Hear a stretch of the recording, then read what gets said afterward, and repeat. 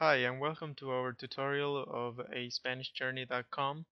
This is a tutorial about ways of interacting in Spanish using verbs and pronouns. I wanted to point out that the following ways of interacting are actually taken from years of teaching Spanish in New York City, and this is something that I came up with because I saw the need of students trying to learn real Spanish, the Spanish that is spoken commonly among people in the street and formal settings as well.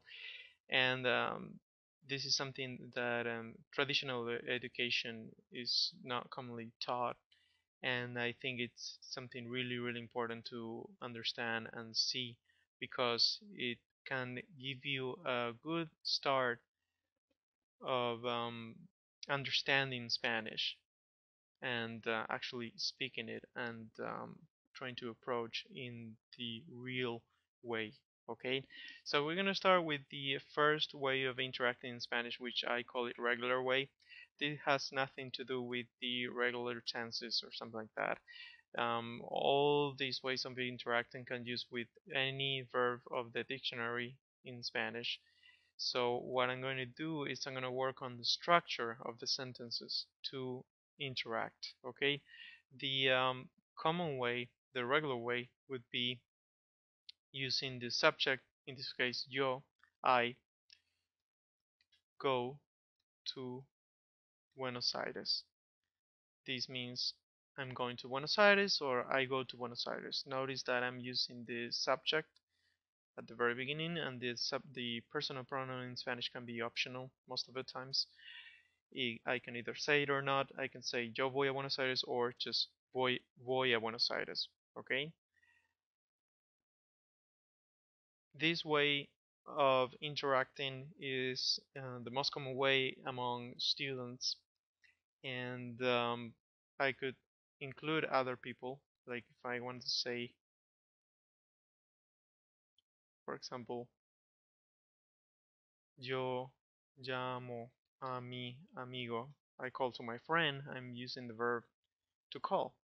Okay? Call would be llamar in Spanish.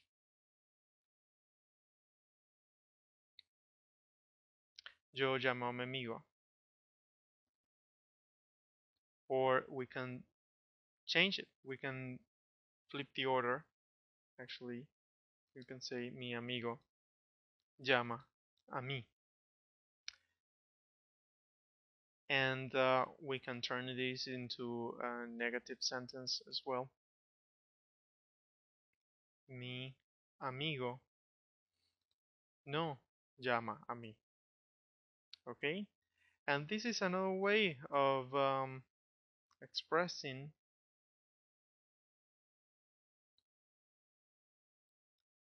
if we turn it into a question. Mi amigo no llama a mí.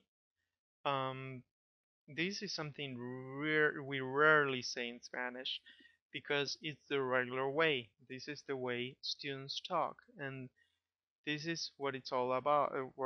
It's all about.